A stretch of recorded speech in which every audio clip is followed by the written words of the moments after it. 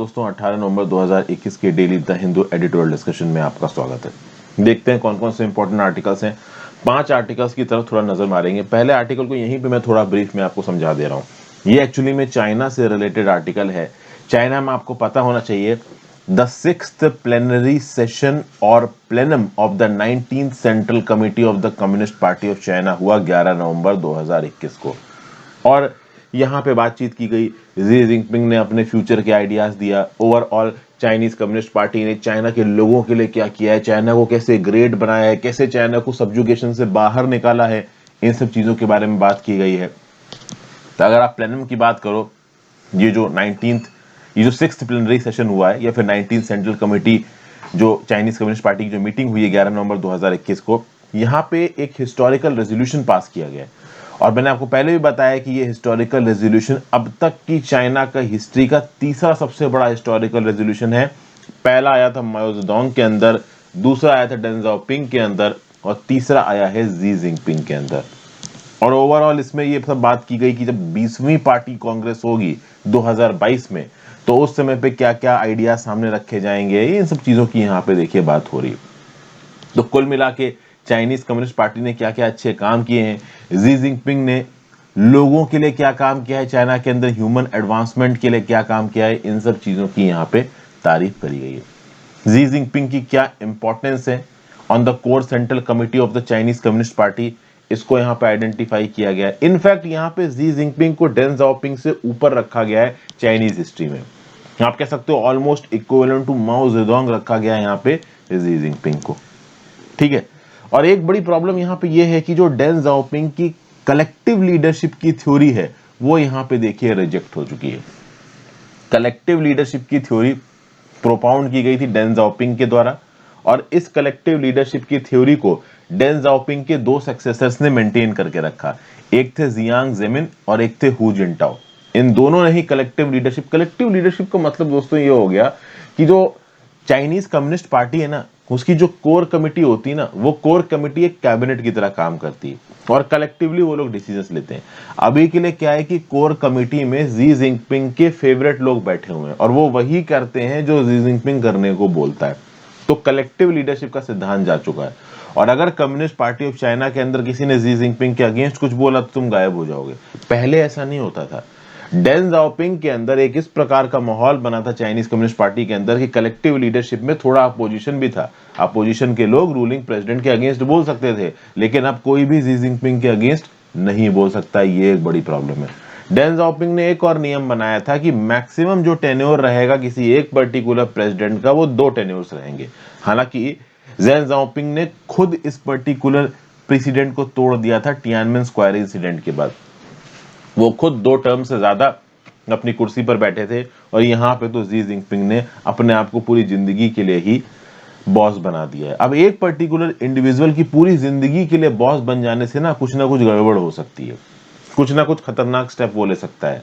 माओ Zedong के समय पे ऐसा हुआ था।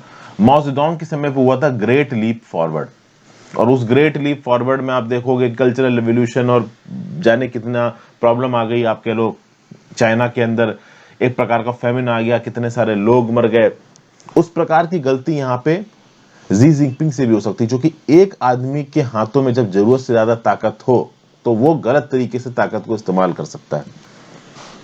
और यहाँ पे कुछ ऐसे इंसिडेंसेस जी जिनपिंग के अंदर भी देखने को मिल रहे हैं। फॉर एग्जाम्पल लद्दाख में जो इनग्रेस हुआ है, इसको आप एक ऐसा एग्जाम्पल बोल सकते हो। जरूरत से ज्यादा ताइवान को लेके एग्रेसिवनेस दिखाना, ये भी इसका एक पार्ट समझा जा सकता है। तो यही सब बातें की जा रही हैं कि ओवरऑल चाइनीज कम्युनिस्ट पार्टी के अंदर कोई भी किसी भी प्रकार की इंटरनल डेमोक्रेसी नहीं है, किसी भी प्रकार का आप कह लो अपोजिशन नहीं, ओलिगार्की है, टोटलिटेरियन स्टेट है। एक प्रकार के डिक्टेटर की तरह जी जिनपिंग यहाँ पे काम कर रहा है, और अपनी डिक्टेटरशिप को वो यहाँ पे ग्लोरीफाई भी कर रहा है। समझ गया। और इसके लिए बहाना क्या चुना है? तो बहाना ये चुना है कि पिछले 100-200 सालों की हिस्ट्री में चाइना को बहुत दबाया गया है, चाइना को लोगों को सब्जुगेट किया गया है, तो अब हम ग्रेट बन के आगे आएंगे। लेकिन ग्रेट बन के आगे आने के चलते तुम पूरी दुनिया में आग लगा दो, उसका भी क्या ही मतलब है। तो ये सब बातें इस पर्टिकुलर आर्टिकल में की जा रही हैं। इस सब बातों के बारे में हमने पहले भी थोड़ा मोड़ा बात की है, तो इसलिए बहुत डिटेल में आप इसको नहीं देखा है, बहुत डिटेल में कुछ देखने लायक है भी नहीं। नेक्स्ट भाई, हेल्थ केयर रनअवे से रिलेटेड एक आर्टिकल है, आयुष्मान भारत प्रधानमंत्री जन आरोग्य योजना को कैसे एक्सपेंड किया जाए, और एक्सपेंशन के प्लान के लिए नीति आयोग ने जो रिपोर्ट दी है वो रिपोर्ट बेसिकली यहाँ पे फ्लॉड है, उसमें कुछ ना कुछ कमियां हैं। क्या कमियां हैं उसको यहाँ पे हम लोग समझने की कोशिश करेंगे। फिर कैसे सुप्रीम कोर्ट का जो कॉलेजियम है वो एक हाई कोर्ट के जज को दूसरी जगह ट्रांसफर करके उसको एक प्रकार का पनिशमेंट देता है, उसके बारे में एक व्यू पॉइंट है, इसको यहाँ पे देखेंगे। नेशनल कैपिटल रीजन में यानी दिल्ली के आसपास के इलाके में जब भी सर्दियां आने वाली होती हैं तो एक ब्लेम गेम शुरू हो जाता है। केंद्र की सरकार राज्य की सरकार के ऊपर इल्जाम लगाने लगती है, राज्य की सरकार फार्मर्स के ऊपर इल्जाम लगाने लगती है। तो इस ब्लेम गेम में भी क्या हो रहा है इस पर्टिकुलर आर्टिकल को देखेंगे। और फाइनली एक आर्टिकल मैं आपके साथ डिस्कस करूंगा, ये जो global climate risk index release होता है, ठीक है ना, इस ग्लोबल क्लाइमेट रिस्क इंडेक्स में क्या प्रॉब्लम्स है। वैसे तो मैं आपको बता दूं कि ग्लोबल क्लाइमेट रिस्क इंडेक्स को रिलीज करने वाली जो बॉडी है उसका नाम है आपका, यहाँ लिखा हुआ है जर्मन वॉच। तो German watch global climate risk index को रिलीज करता है, बट जो पैरामीटर्स इसमें एसेस किए जाते हैं overall global climate risk index को कैलकुलेट करने में वो थोड़ा गड़बड़ है। तो कैसे गड़बड़ है इसको यहाँ पे देखेंगे। आगे बढ़ने से पहले अपने चैनल के मेंबर्स का स्वागत कर लेते हैं, देखते हैं वो किसने किसने ज्वाइन किया है। तो अंकुर निषाद ने हमको ज्वाइन किया, सत्येंद्र पुनिया ने हमको ज्वाइन किया, अजीत चौहान ने हमको ज्वाइन किया, प्रशांत मिश्रा ने हमको ज्वाइन किया, हिमांशु वर्मा ने हमको ज्वाइन किया, सौम्या एस प्रधान का ये 12th month as a member, almost एक साल हो गया है सौम्या को as a member of this channel. Thank you so much Saumya S Pradhan for being a member on this channel. बहुत ही कम लोग हैं, शोभित स्वामी हैं, सौम्या एस प्रधान है, कुछ ही और ऐसे लोग हैं जो इतने लंबे समय से मेंबर हैं। Thank you so much for joining again. Parth Kaushik ने हमको ज्वाइन किया, एम के सिंह ने हमको ज्वाइन किया, रोहन शुक्ला ने हमको ज्वाइन किया। तो Rohan Shukla, M K Singh, Parth Kaushik, Prashant Mishra, Himanshu Verma, Ajit Chauhan, Satyendra Punia, Ankur Nishad and special welcome to Saumya S Pradhan, 12 months as a member. Thank you so much for joining again.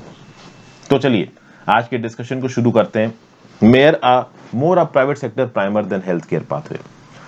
तो नीति आयोग की रिपोर्ट की बात यहां पे की जा रही है। तो बेसिकली इस नीति आयोग रिपोर्ट में खंगाला क्या गया है, खंगाला ये गया है कि जो आयुष्मान भारत प्रधानमंत्री जन आरोग्य योजना है जिसके चलते लोगों को इलाज के लिए इंश्योरेंस की सर्विसेज प्रोवाइड करवाई जाती हैं, इसके बेनिफिट्स को थोड़ा और एक्सटेंड करो। इस स्कीम के अंदर ऐसा बोला गया है कि पर साल पर फैमिली को 5 लाख रुपए का हॉस्पिटलाइजेशन कवर दिया जाएगा। मतलब आप किसी बीमारी की वजह से हॉस्पिटल में एडमिट हो जाते हो तो आपको सरकार की तरफ से 5 लाख रुपए तक की सब्सिडी मिल जाएगी। इनफैक्ट वो सब्सिडी आपको नहीं मिलती, वो सीधे सीधे हॉस्पिटल को दे दी जाती है। हॉस्पिटल्स को बिल्स देने होते हैं, उस बिल के आधार पर सरकार हॉस्पिटल को पेमेंट कर देता है। अब ये जो आपकी प्रधानमंत्री जन आरोग्य योजना का बेनिफिट है ये 50 करोड़ वल्नरेबल लोगों तक पहुंचाने की बात की जा रही है। ये वो मिडिल वल्नरेबल लोग हैं जो किसी भी और प्रकार की स्कीम में कवर्ड नहीं है। अभी के लिए जो आयुष्मान भारत के अंदर कवर्ड है, जो छोटी मोटी state level government health insurance के अंदर कवर्ड है, जो किसी भी दूसरी प्रकार की सोशल हेल्थ इंश्योरेंस स्कीम के अंदर कवर्ड है, ठीक है, उनको छोड़ दो। तो जो लोग कहीं पे भी कवर्ड नहीं है, जो लोग ऐसे हैं कि बिल्कुल ही आप कह लो कि पुअर और एफ्लुएंट के बीच में दबे हुए, उनके पास हेल्थ के फील्ड में किसी भी प्रकार का सपोर्ट नहीं है, ऐसे 50 करोड़ लोगों को आइडेंटिफाई करके उनको प्रधानमंत्री जन आरोग्य योजना का बेनिफिट दिया जाएगा। कुछ ऐसी ही एक रिपोर्ट ने बोला है नीति आयोग की जिसका टाइटल है health insurance for India's missing middle. ठीक है भाई, लेकिन ओवरऑल जो यहां पे इंश्योरेंस देने का तरीका बताया गया है उस तरीका में बहुत से फ्लॉज बताए गए हैं। वो फ्लॉज क्या हैं, उन फ्लॉज को हम लोग यहां पे समझने की कोशिश करते हैं। देखिए रिपोर्ट ये बता रही है कि ये अगर आप यूनिवर्सल हेल्थ कवरेज इंडिया में लेके आना चाहते हो तो रिपोर्ट में जो लिखा है उस हिसाब से तो देखो यहां पे बात बनने वाली है नहीं, क्योंकि ओवरऑल यहां पे इस प्राइवेट इंश्योरेंस, पहली बात तो ये जो इंश्योरेंस होगा ये voluntary contributory health insurance dispensed होगा mainly by private commercial health insurance. मतलब सरकार की तरफ से यहां पे आपको पैसा नहीं मिलेगा, आपको अपनी जेब से प्रीमियम देके इंश्योरेंस खरीदना पड़ेगा। हाँ, प्रीमियम आपको कम देना पड़ेगा। तो अभी की डेट में मान लो आपको हेल्थ इंश्योरेंस लेना है 5 लाख रुपए का, तो नॉर्मल कर केसेस में जितना पैसा आपकी जेब से निकलेगा इंश्योरेंस लेने के लिए उससे कम प्रीमियम आपको यहां पे देना पड़ेगा। तो प्रधानमंत्री जन आरोग्य योजना के अंदर कम प्रीमियम देके आप प्राइवेट सर्विस प्रोवाइडर से, हॉस्पिटल से इंश्योरेंस खरीद सकते हो। ये सरकार की यहाँ पे स्कीम है। अब प्रॉब्लम यहाँ पे ये है कि जब भी यूनिवर्सल हेल्थ कवरेज की बात की जाती है तब बहुत सारे एक्सपर्ट्स का बोलना है यूनिवर्सल हेल्थ कवरेज तभी सक्सेसफुल बन सकता है जब आप उसको नॉट फॉर प्रॉफिट बेसिस पे चलाओ, जब उसमें आप फंडिंग गवर्नमेंट सब्सिडी की बेसिस पे करो, तो सरकार की जेब से पैसा निकले और वो किसी प्रॉफिट मोटिव या कॉमर्शियल मोटिव से ना निकले, वो लोगों की भलाई के लिए निकले, तब जाके कोई भी हेल्थ इंश्योरेंस स्कीम बेनिफिट हो करेगी। अगर आप प्राइवेट हॉस्पिटल से प्रीमियम खरीद के इंश्योरेंस करने वाला काम करोगे तो प्राइवेट हॉस्पिटल तो देखो कॉमर्शियल मॉडल पे चलते हैं, वो प्रॉफिट मॉडल पे चलते हैं, और जो ऑर्गेनाइजेशंस प्रॉफिट मॉडल पे चलते हैं वो लोगों की भलाई के लिए काम करेंगे, इस बात के चांसेस बहुत ज्यादा कम है। तो हमें चाहिए एक taxed financed health system. Okay, हाँ, वो अलग बात है कि इस टैक्स्ड फाइनेंस हेल्थ सिस्टम में प्राइवेट सेक्टर पार्टिसिपेशन की जरूरत पड़ेगी, क्योंकि सरकारी हॉस्पिटल्स के पास इतनी कैपेसिटी नहीं है कि वो सबको ट्रीट कर पाए। लेकिन आप ये सोचो कि प्राइवेट सेक्टर प्रोवाइडर्स से आप इंश्योरेंस खरीद के लोगों की प्रॉब्लम सॉल्व कर दोगे, वो देखो हो नहीं पाएगा। और अभी भी देखिए, जिन लोगों को 5 लाख रुपए का हॉस्पिटलाइजेशन कवर मिला है, छोटी मोटी बीमारियां हो जाती हैं उनके घर में किसी को, वो हॉस्पिटल जाते हैं, हॉस्पिटल वाला उनका लंबा चौड़ा बिल बना देता है और ओवरऑल 5 लाख रुपए में से ज्यादा रुपए वसूलने की कोशिश करता है। धंधा सा चल गया, सबको पता है ये बात। तो स्कीम बनाना इस तरीके से बनाइए कि इंडिविजुअल को प्रॉब्लम हो तो आप इंडिविजुअल की बीमारी को ट्रीट करो, उसकी डिजीज को ट्रीट करो, ना कि आप उसको इंश्योरेंस देख के साइड कर दो। क्योंकि इंश्योरेंस आप दोगे तो वो इंश्योरेंस प्राइवेट सेक्टर के द्वारा दिया जा रहा है। प्राइवेट सेक्टर हर तरीके से कॉमर्शियल मोटिव पे काम करता है, और जब ये कॉमर्शियल मोटिव आ जाएगा, लोगों की भलाई का मोटिव एकदम से यहाँ पे साइड हो जाएगा। ठीक है, ये सब बातें यहाँ पे बताई गई हैं। अगर यूनिवर्सल हेल्थ कवरेज की बात करिए दुनिया भर में, तो जो भी दुनिया भर में यूनिवर्सल हेल्थ कवरेज की बात हुई है वहां पे ओवरऑल गवर्नमेंट सब्सिडी दी गई है, not for profit mode of operation है, और हेल्थ के लिए गारंटीज दिए गए हैं। इन सारी चीजों को यहाँ पे नीति आयोग ने स्किप कर दिया है। नीति आयोग ने ओवरऑल कंट्रीब्यूटरी हेल्थ इंश्योरेंस को प्राइवेट सेक्टर के साथ जोड़ के सरकारी रिस्पॉन्सिबिलिटी साइड करने की बात की है। इससे ज्यादा कुछ देखिए होने वाला है नहीं, ये बातें यहाँ पे बताई गई। तो जैसा कि आरोग्य संजीवनी स्कीम में होता है ना कि एनुअली 4,000 से 6,000 प्रति फैमिली आप प्रीमियम दे दो और आपको 5 लाख रुपए का इंश्योरेंस कवर मिल जाएगा, 5 से 10 लाख के बीच का, कुछ इस प्रकार का ही बात ये स्कीम करती है। लेकिन this is not enough to cover the problems of people. हाँ, एक चीज अच्छी यहाँ पे ये है कि लोगों की जेब से जो प्रीमियम निकलेगा, जो पैसा निकलेगा इस हेल्थ इंश्योरेंस को खरीदने के लिए, वो पैसा थोड़ा कम निकलेगा, लेकिन उससे ज्यादा फर्क पड़ने वाला है नहीं। इनफैक्ट अगर आप स्विट्जरलैंड जैसी कंट्रीज की बात करो, स्विट्जरलैंड में ज्यादातर जो आप कह लो हेल्थ कवरेज प्रोवाइडर्स हैं प्राइवेट हैं, इंश्योरेंस भी प्राइवेट है, लेकिन वहां की सरकार बहुत सारे चेक्स और बैलेंसेस को मेंटेन करती है। लेजिस्लेशन में बेनिफिट्स प्रॉपर तरीके से लोगों के पास पहुंचे, बेसिक इंश्योरेंस मैंडेटरी हो, लोगों का एक्सप्लॉयटेशन ना हो, हेल्थ ट्रीटमेंट में डिस्क्रिमिनेशन ना हो, इन सब चीजों को स्पेसिफिकली स्विट्जरलैंड जैसी कंट्रीज में भी ध्यान दिया जाता है, इंडिया में ध्यान नहीं दिया जाता। फिर एक चीज है यहाँ पे out patient care. Out patient care मतलब ये हो गया कि आप हॉस्पिटल में एडमिट नहीं हुए, आप हॉस्पिटल गए, विजिट किए, वापस आ गए, और उसमें जो भी आपका खर्चा हुआ। आउट पेशेंट विजिट में आप डॉक्टर से मिलने के, कंसल्टेशन किया, डॉक्टर ने आपके कुछ टेस्ट वगैरह किए, देखा कि आपको क्या प्रॉब्लम है, आपको दवाइयां दी। तो ये जो खर्चे होते हैं ना, इनको बोला जाता है they are the largest share of out of pocket expenditure. एक पर्टिकुलर इंडिविजुअल जब अपना इलाज कराता है तो उसकी जेब से जो भी उसके हेल्थ के ऊपर खर्चा हो रहा है, उसमें से जो मेजर पोर्शन है वो इस आउट पेशेंट केयर की वजह से होता है। अब अगर आउट पेशेंट केयर के इंश्योरेंस की बात की जाए तो इस नीति आयोग की रिपोर्ट में ऐसा बोला गया है कि भाई सालाना हर फैमिली को 5,000 रुपए का आउट पेशेंट केयर का इंश्योरेंस दिया जाएगा, लेकिन इस इंश्योरेंस के लिए भी उस फैमिली को प्रीमियम देना पड़ेगा। अब यहां पे प्रॉब्लम है, इस इंश्योरेंस के लिए भी उस फैमिली को प्रीमियम देना पड़ेगा, मतलब इसका प्रॉपर सब्सक्रिप्शन लेना पड़ेगा, और सब्सक्रिप्शन पे थोड़े थोड़े समय पे अमाउंट देना पड़ेगा। अब इंश्योरेंस तो देखो एक ऐसी चीज है, समझिए बात को, कि आपको मान लो 5,000 रुपए का इंश्योरेंस लेना है तो महीने की मान लो 100 रुपए की या 300 रुपए की पेमेंट करनी है। अब हो सकता है कुछ लोगों के लिए 100-300 रुपए महीने के कुछ ना हो, लेकिन कुछ लोगों के लिए 100-300 रुपए बहुत मायने रखते हैं, खासकर उन लोगों के लिए जो कि दिहाड़ी मजदूर टाइप के लोग हैं।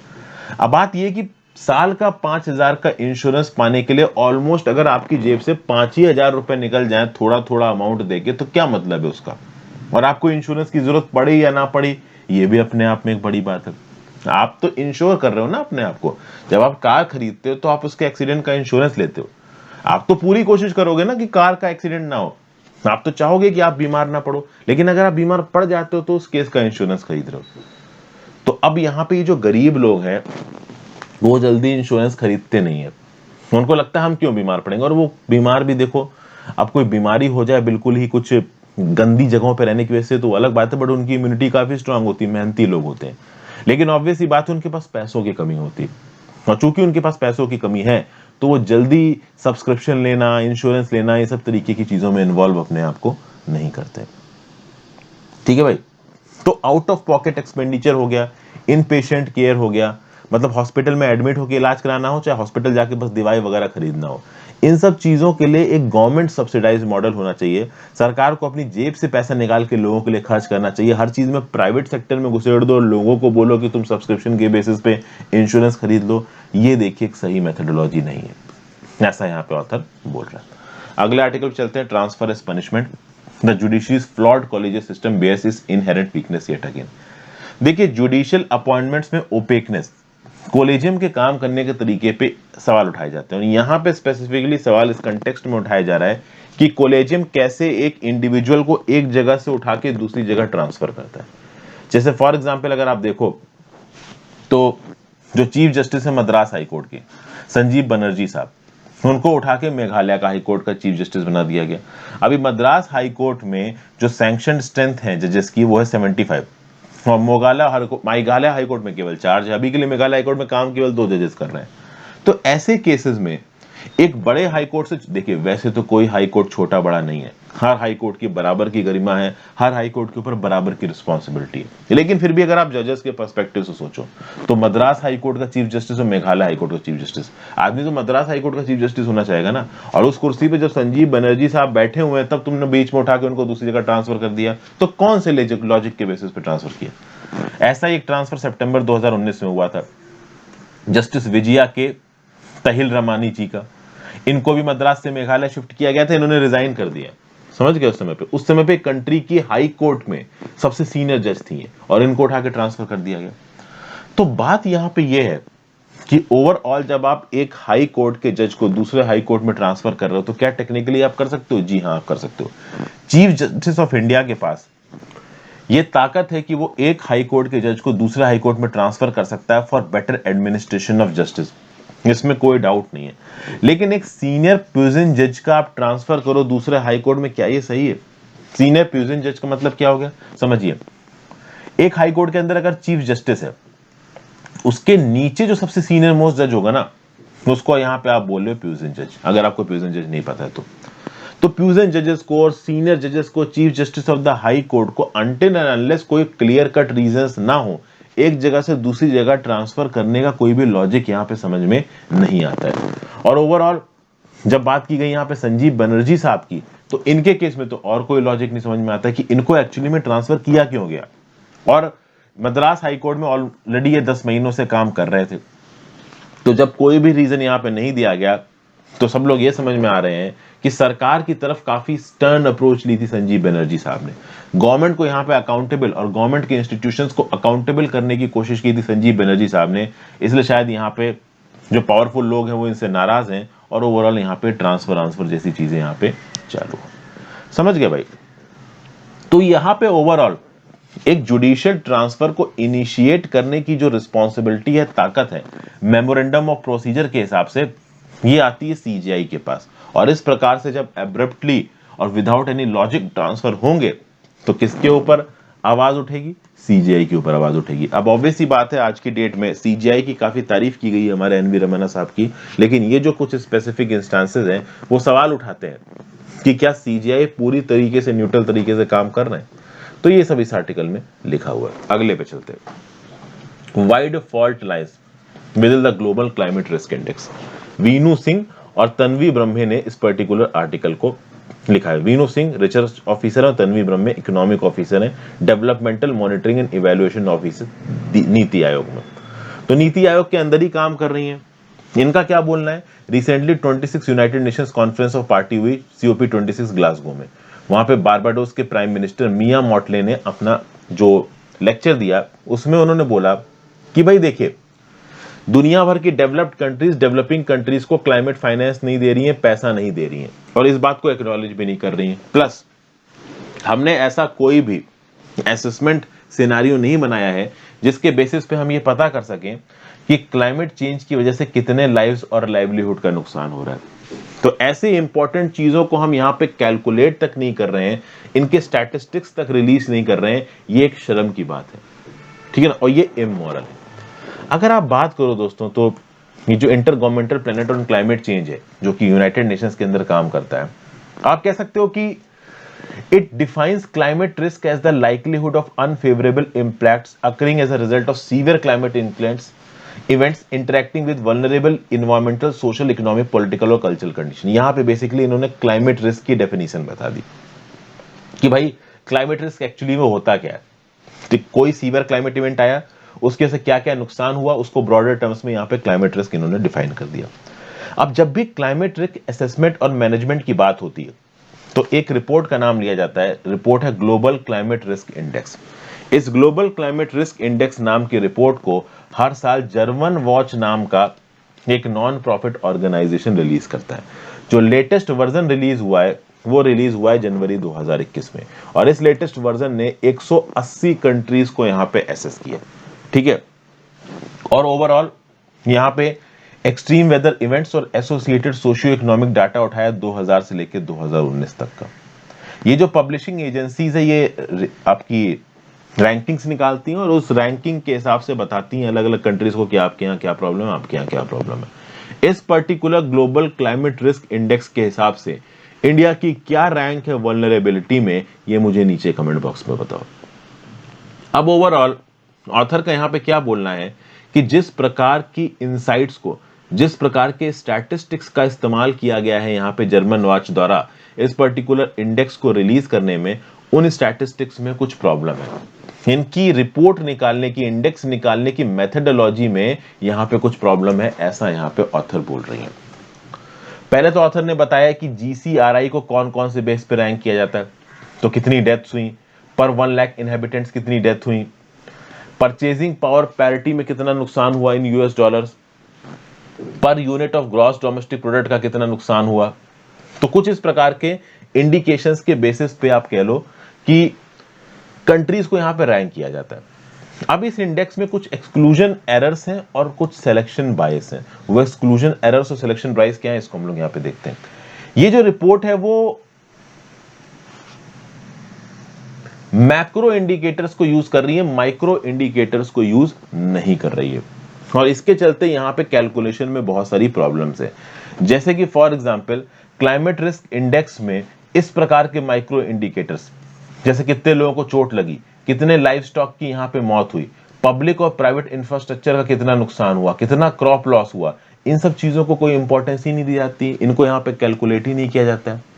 फिर यहाँ पे ये जो इंडेक्स है वो वेदर रिलेटेड इवेंट्स जैसे कि स्टॉर्म्स, फ्लड्स, टेम्परेचर एक्सट्रीम्स और मास मूवमेंट्स को देखता है, लेकिन जो जियोलॉजिकल इंसिडेंट्स हैं जैसे कि अर्थक्वेक, वोल्केनिक eruptions, सुनामीज, इनको ये यहाँ पे कैलकुलेट ही नहीं करता है। ये अर्थक्वेक, सुनामी और वोल्केनिक इरप्शन ये भी तो क्लाइमेट चेंज की वजह से ही कहीं ना कहीं आ रहे हैं, क्लाइमेट चेंज की वजह से एग्रेट हो रहे हैं, तो इनको भी आप काउंट करो, उनको ये पर्टिकुलर रिपोर्ट काउंट ही नहीं कर रही है।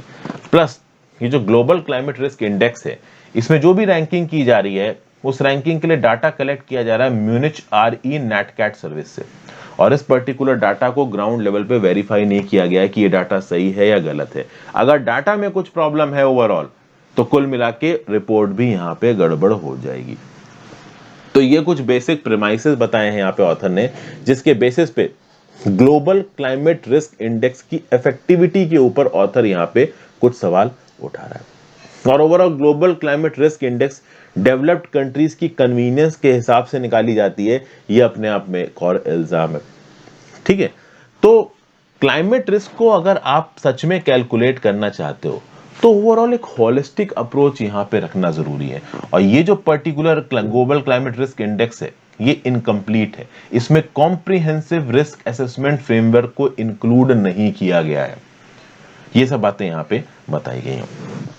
इंडिया के कंटेक्स्ट में बात की जाए तो इंडिया इस क्लाइमेट रिस्क को मेंटेन या फिर कैलकुलेट करने के लिए क्या करता है, तो इंडिया में एक बॉडी है national disaster management information system. ये कैलकुलेट करती है, कैप्चर करती है damages and losses caused by disasters and monitors the target of NDI framework for disaster risk reductions. फिर ये जो एनडीएमआईएस है ये कैप्चर करता है details like death, injury, affected population by categories as well as economic losses in social and infrastructure due to weather and geological events on a daily basis. तो India में basically किस प्रकार से disaster को और climate risk को overall assess किया जाता है, उसके लिए आप लिख सकते हो एक बॉडी है national disaster management information system. तो एंड में ऑथर यही बोल रही है कि इफेक्टिव अप्रोचेस को और प्रिंसिपल्स को अडॉप्ट करके, डिप्लॉय करके, कोलैबोरेशन को फोस्टर करके क्लाइमेट रिस्क इंफॉर्मेशन को प्रॉपर तरीके से लोगों तक पहुंचाओ, कॉम्प्रिहेंसिवली कलेक्ट करो, एसेस करो, इन सब चीजों की जरूरत है। अच्छी अच्छी बातें बता रखी हैं, आगे चलते हैं। नेक्स्ट है and the blame game, concerted efforts are needed for a long term solution to Delhi's pollution crisis. देखिए नेशनल कैपिटल रीजन में विंटर में हालात खराब हो जाते हैं, मानसून चला जाता है तो चूंकि हवा से नमी चली जाती है, हवा हो जाती है आपकी क्या नाम से ड्राई, उसमें मॉइस्चर की कमी हो जाती है, चूंकि मॉइस्चर है नहीं, पानी ज्यादा बरस नहीं है रहा है और ठंडी में वैसे भी ड्राई वाला माहौल रहता है, तो इस ड्राई हवा में आपको पॉल्यूशन बिल्कुल क्लियर तरीके से नजर आने लगता है। वैसे तो पूरे साल दिल्ली में पॉल्यूशन होता है कंस्ट्रक्शन की वजह से, इंडस्ट्री की वजह से, ट्रांसपोर्ट की वजह से, बट वो नजर नहीं आता। मुंबई में भी क्या कम पॉल्यूशन है क्या, बट मुंबई जैसे सिटीज में हवाएं नॉर्मल कर साफ रहती हैं, खासकर जब मानसून होता है तब ज्यादा साफ रहती है, क्योंकि पानी बरसता है और पानी क्या करेगा कि हवा के अंदर जितनी भी गंदगी है उसको जाके जमीन पे बैठा देगा, तो हवा साफ हो जाएगी। दिल्ली में इतना पानी बरसता नहीं है और ठंडी के समय पे दिल्ली में बहुत ज्यादा पॉल्यूशन हो जाता है। इसकी कुछ और वजह है। एक वजह तो स्टबल बर्निंग है कि पंजाब, हरियाणा और ईस्टर्न उत्तर प्रदेश के जो फार्मर्स होते हैं वो अपने डंठलों को जला देते हैं, जिसकी वजह से आपका स्मॉग टाइप का बन जाता है। ठीक है, तो कुल मिला के ओवरऑल अगर आप देखोगे, और एक और रीजन है यहाँ पे दीपावली। दीपावली में तो हमने देखा ही है कि किस प्रकार से न्यूज निकली, मैंने भी एक वीडियो बनाई थी कि भाई ओवरऑल बहुत गंदा स्मॉग, बहुत अंधी हेज दीपावली के अगले दिन सुबह दिल्ली में देखने को मिली है। तो ये जो मौसम है ना आपका नवंबर दिसंबर का दीपावली का, मतलब आप कह लो विंटर्स का दिल्ली में, ये 3-4 वजहों से बहुत ज्यादा डेंजरस हो जाता है, बहुत ज्यादा खतरनाक हो जाता है, तो इसको सॉर्ट आउट करना जरूरी है। अच्छा, सर्दियों का मौसम है तो शादियां खूब होती हैं, शादियों में बहुत पटाखे बजाना, गोलियां चलाना, उसके चलते भी आप कह सकते हो कि यहाँ पे पॉल्यूशन बढ़ जाता है। अच्छा, ऑफिशियल बैन है क्रैकर्स के ऊपर, लेकिन दिल्ली वालों में खास बात है कि वो बैन वगैरह मानते नहीं है। तो ऑफिशियल बैन ऑन क्रैकर्स होने के बावजूद ये बोला गया है कि आप ग्रीन क्रैकर जला सकते हो, लेकिन ग्रीन क्रैकर्स की उतनी अवेलेबिलिटी नहीं है। अब इस समय पे तो नया नया कॉन्सेप्ट आया है ग्रीन क्रैकर्स का। नीचे कमेंट बॉक्स में बताओ कि ग्रीन क्रैकर्स का कंसेप्ट लाने वाला ऑर्गेनाइजेशन कौन सा है इंडिया में, नीचे कमेंट बॉक्स में बताओ, देखें कितने लोगों को पता है। तो ये जो ग्रीन क्रैकर्स है, जब कोई क्रैकर आपको ग्रीन क्रैकर बना के बेच रहा है, बट वो ग्रीन क्रैकर नहीं है, अब आप तो ऐसा नहीं कर सकते हो ना, तो यहाँ पे सरकारी पॉलिसी को प्रॉपर तरीके से इंप्लीमेंट करने की जरूरत है। तो ये जो दिल्ली की हवा है वो उस समय पे वेरी पुअर और सीवियर कैटेगरी में पहुंच जाती है। सुप्रीम कोर्ट ने कुछ दिन पहले फटकार लगाई दिल्ली की सरकार को, केंद्र की सरकार को, कि तुम लोग स्टबल बर्निंग के ऊपर इल्जाम लगाते रहते हो, जबकि एक्चुअली में पॉपुलेशन तुम्हारी कंस्ट्रक्शन और ट्रांसपोर्ट एक्टिविटी की वजह से हो रहा है। जब भी हर साल दिल्ली में प्रॉब्लम आती है, और जब दिल्ली में प्रॉब्लम आती है तो केंद्र की सरकार दिल्ली सरकार के ऊपर इल्जाम लगाती है, दिल्ली सरकार ओवरऑल फार्मर्स के ऊपर ये इल्जाम लगाने लगती है। जब लॉकडाउन लगा तो दिल्ली की हवा साफ हुई थी। इससे एक बात तो क्लियर है कि अगर कंस्ट्रक्शन एक्टिविटी के ऊपर, अगर ट्रांसपोर्ट के ऊपर अगर आप थोड़ा बैन लगाओगे तो डेफिनेटली हवा साफ होगी। स्टबल बर्निंग के ऊपर पूरा का पूरा इल्जाम लगा देना, इससे चीजें सॉर्ट आउट नहीं होंगी, ये सुप्रीम कोर्ट ऑलरेडी बोल चुका है। फिर दिल्ली में जो पावर प्लांट्स और कंस्ट्रक्शन वगैरह चल रहा है, तो पावर प्लांट्स, कंस्ट्रक्शन और ट्रांसपोर्ट, इन सब चीजों पे कंट्रोल करने की जरूरत है। अब सवाल उठता है कि कंट्रोल करोगे कैसे। एक और तरीके को यहाँ पे इंप्लीमेंट किया गया कि जो हैवी ड्यूटी व्हीकल्स हैं वो दिल्ली के बाहर से ही चल के निकल जाएंगे, दिल्ली सिटी के अंदर एंट्री नहीं मारेंगे अनटिल अनलेस उनका फाइनल डेस्टिनेशन दिल्ली में ना हो। तो आपने यहाँ पे बहुत सारे स्टेप्स तो इंप्लीमेंट कर दिए, इन स्टेप्स के आउटकम्स क्या निकल रहे हैं। अब देखिए, एकदम से कंस्ट्रक्शन तो बंद नहीं किया जा सकता, एकदम से ट्रांसपोर्ट भी बंद नहीं किया जा सकता। एकदम से आप कह लो कि स्टबल बार्निंग भी बंद नहीं की जा सकती। तो कुल मिला के एक बैलेंस्ड अप्रोच की जरूरत है, और इस बैलेंस्ड अप्रोच में केंद्र की सरकार और राज्य की सरकार मिलजुल के काम करें, ना कि एक दूसरे के ऊपर ब्लेम गेम खेलने लगे। तो दिल्ली में हर साल ब्लेम गेम चलता है। प्रॉब्लम इतनी ज्यादा बड़ी हो गई है कि ना केंद्र सरकार को कोई आइडिया है और ना ही राज्य सरकार को कोई आइडिया है कि कैसे इस इश्यू को सॉर्ट आउट करें। और ओवरऑल इफेक्ट किस पे पड़ रहा है? दिल्ली के लोगों के ऊपर पड़ रहा है। और दिल्ली के लोग भी शायद उतने अवेयर नहीं है। जब इतना ज्यादा पॉल्यूशन है और वो डेली के बेसिस पे पॉल्यूशन से सफर कर रहे हैं, तो दिवाली पे पटाखे ना जलाओ, लेकिन जबरदस्त तरीके से जलाएंगे। तो एक ऐसी प्रॉब्लम जिसका कोई सॉल्यूशन ही नजर नहीं आ रहा है। लेट्स सी आगे आने वाले नियर फ्यूचर में क्या सॉल्यूशन निकलता है। तो ये था आज का analysis. Thank you for watching friends. ज्यादा से ज्यादा लोगों के साथ वीडियो को शेयर करिएगा। आप अपने व्यू पॉइंट नीचे कमेंट बॉक्स में दे सकते हैं, इससे वीडियो का एंगेजमेंट बढ़ता है और मुझे भी आपके व्यू पॉइंट जानने को मिलता है। Have a great day. ध्यान रखिए अपना, पढ़ते रहिए और हो सके तो ज्वाइन बटन दबा के जाइएगा, काफी मदद मिलती है उससे। Have a great day friends, good bye.